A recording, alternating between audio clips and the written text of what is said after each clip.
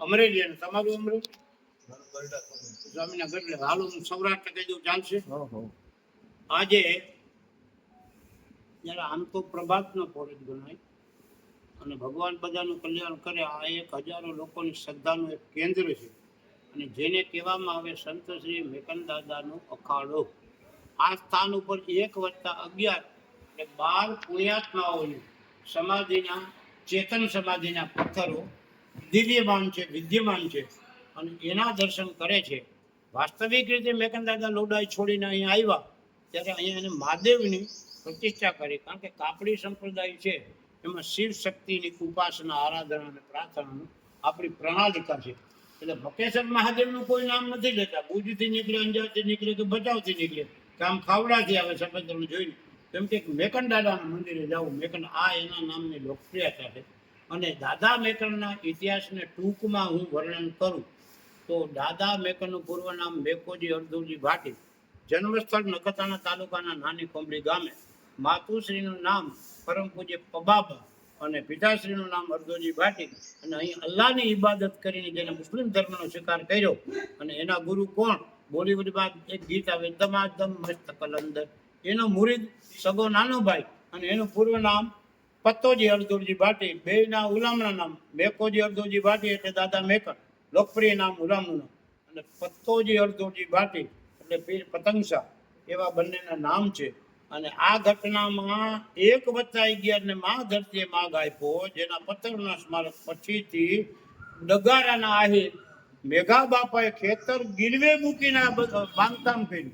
અત્યારે તો કરોડોના બાંધકામ થી પછી ત્યાં, પણ જે તે વખતે 2 પાણા મૂકવાની સગવડ નહીં હોય, કડિયાને બોલાવવાની સગવડ નહીં હોય, તો મેઘા બાપાના ડગારાના આહિર પરિવારના પણ આપણે બધા ઋણમાં છીએ કે આવું એક નોંધપાત્ર કામ કર્યું. પછીથી મૂળજી રાજા ગુરુ ગંગારામ રાજા કાપડી આવ્યા, એમણે 62,000 કોરીમાં, એટલે આજનું તમે વાણિજ્ય રૂપાંતર કરો ને તો 6,20,00,000નું મંદિર બનાવ્યું હતું.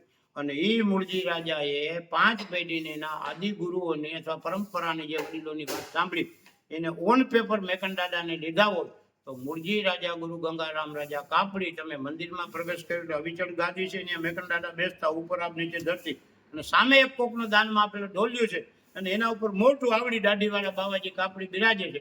એના ઉપર સરસ્વતીની કૃપા હતી અને પેલું પુસ્તક લખ્યું કાપડી કલ્પો વૃક્ષ. અને એ ચોપાઈ કેવી?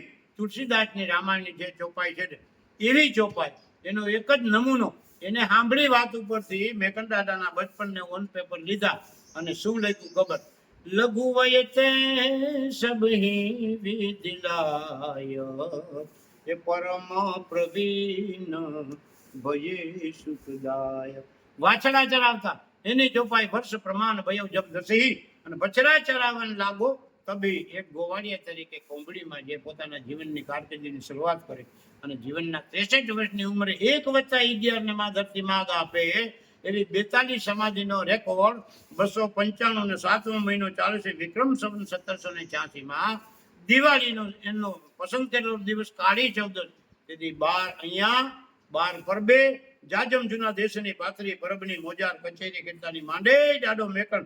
પછી તે આવ્યા મુંજાસરના રબારી બંજા સાધુ સુધરજાય કાયા, સતને કેળે આવ્યા એટલે લોકોએ ઉર્મીને એવોર્ડ આપ્યો સત દેવીદાસ. અને જે પીઠડિયામાં આયરાની ભેહું દોવા કે કડવાડવા ન ગઈ ને સંતના સાનિધ્યમાં એને કરના ફકીરી કે આ દિલગીરી, એટલે એનો પણ મંત્ર લોકો ઉર્મીમાં આજે હજારો લોકો બોલે સત દેવીદા, અમર દેવીદા. સરભંગ ધૂણા ઉપર 76 વર્ષ અગાઉ મેકંદાદાએ 4 મહિના ભજન કરેલું. ત્યાંથી કાલાવડ એવા 24 ધૂણાના માલિકમાં 12 વર્ષ બિલકા ચેલૈયાની સામે નવા ગામમાં ધૂણી રે ધકાવી બેલી અમે તારા નામની 6 મહિના એને માતાના મઢમાં, એટલે ઘરે 12 વર્ષ 6 મહિનાના માતાના મઢમાં રહ્યા. દીક્ષા મળી એને કાપડી સંપ્રદાયની. સદગુરુનું નામ ગાગા રાજા બાવા કાપડી. એ વખતના જે તે વખતના માતાના મઢ જાગીરના અધ્યક્ષશ્રીની વાત કરું અને સદગુરુની વાત કરું. ગોળી ચોરાની વાગડમાં ગોતવા ગયા, ગિરનાર ક્ષેત્રમાં ગયા, ભગવાન દત્તાત્રેયને સેવાનું માધ્યમ એટલે કામધેનું કાવડ આપી નારાયણ સ્વામી આ કાવડનું ગીત બોલતા, આ કંધે કાવડ લઈ અને હું વિચરું છું, દુખી જા ગરીબોની સેવા કરું છું, સામે મળે જો કોઈ સંતુલિયા એ સત્સંગ કરી મારું મનનું ભરું છું, આ કંધે કાવ વડવી લઈ લાલ કવિન વઢવાણનું લખેલું નારાયણ સ્વામીનું ગાયેલું.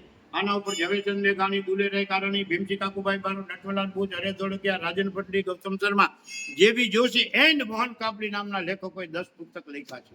પણ પેલું કાપડી કલ્પવૃક્ષ ચોપાયો અને આના ઉપર સંશોધન કરનારા તમામ મુદ્દા ઉપર વિચાર કરે તો આની આગમ શક્તિનો એક જ પુરાવો, અહીંયા હયાત હતા, 4 વર્ષ સમાધિ ઘટનાને બાકી હતા અને પ્રજાને એને વોર્નિંગ ફોર પીપલ, એક ચેતવણી, જેને આગમ વાક્ય કહેવાય, આગમદર્શી કહેવાય, જેને આગમ ની શક્તિ આવી હોય ભજનથી, એવું આગમ એનું એક છે. એમાં લોડાઈ શબ્દ 1, ધ્રંગ શબ્દ 2, વાગડ શબ્દ 3 અને સમગ્ર કચ્છને આવરી અને કચ્છ શબ્દની વાણીમાં એને એ વખતે વોર્નિંગ ફોર પીપલ, પ્રજાને ચેતવણી આપી હતી.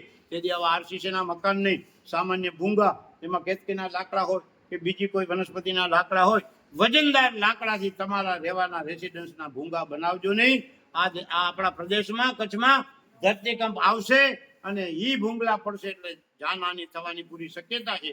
અને એને જે આગમવાણી ઉચ્ચારીને એમાં 4 શબ્દ લોડાય દુડિંદો, ધ્રંગ ધુજિંદો, વાગડ થીંદો બગડો અને કચ્છ મેં રોંદો કોક, બાકી all will be damage by અશ્વક્વિક. આ કહેનારા દાદા મેકન એટલે મેકન દાદાની બલિહારી છે. ગરીબોને ભૂખ્યાને ભોજન ને તરસાને પાણી, એ જ દાદા મેકનની સાચી સંતવાણી. અને પ્રજાએ એને એનો રોટલો મીઠો માના રોટલા જેવો લાગતો, હજારો માણસોનો રોટલો ખવડાવ્યો.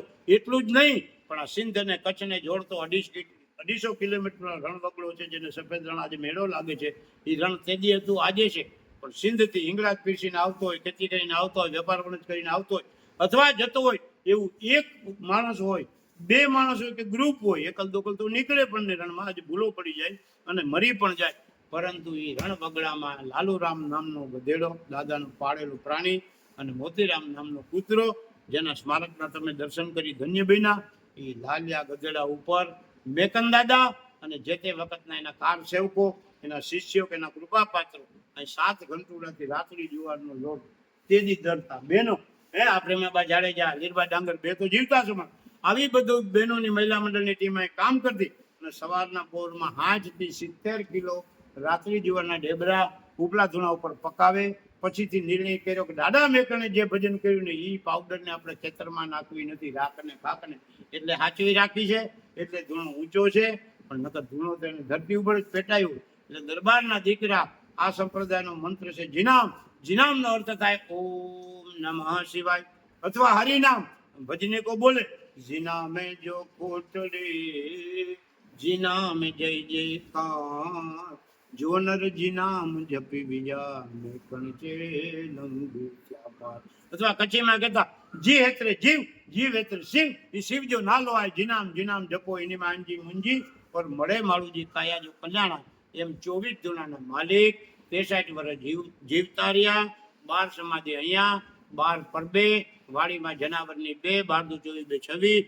આના રંગમાં રંગાયેલાના ગુરુના આદેશથી ધર્મ પ્રચાર માટે સિંધમાં ગયા મેઘબાઈ માતાજી ગુરુ મેકન રાજા કાપડી, પારુ રાજા ગુરુ મેકન રાજા કાપડી અને વિછિયાની ધરતીમાં નખત્રાણા તાલુકામાં 5, વાગડની ધીંગી ધરામાં 7 અને અંજાર તાલુકાના ખોખરામાં 2, વૈવંચો બારોટ, ડાગાજણ કવિ અને સાજણ હુંબલ શાખાનો આયર.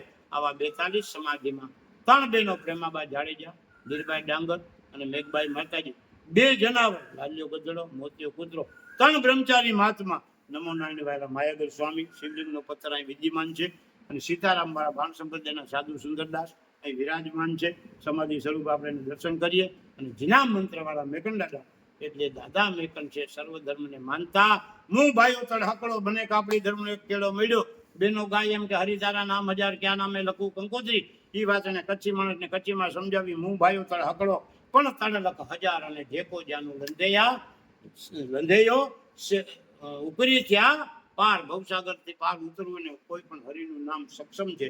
ભૌતિક અને લૌકિક સાધનો નકામા છે અથવા નિરર્થક છે એવું કહી શકાય. આટલી ટૂંકી વાત સાથે આપણા વાર્તાલાપને અહીં વિરામ કરશું. બોલીએ દાદા મેકનની જય. રેડી? આનંદ આવ્યો? આ તમે મૂકો ને, આમાં કોઈ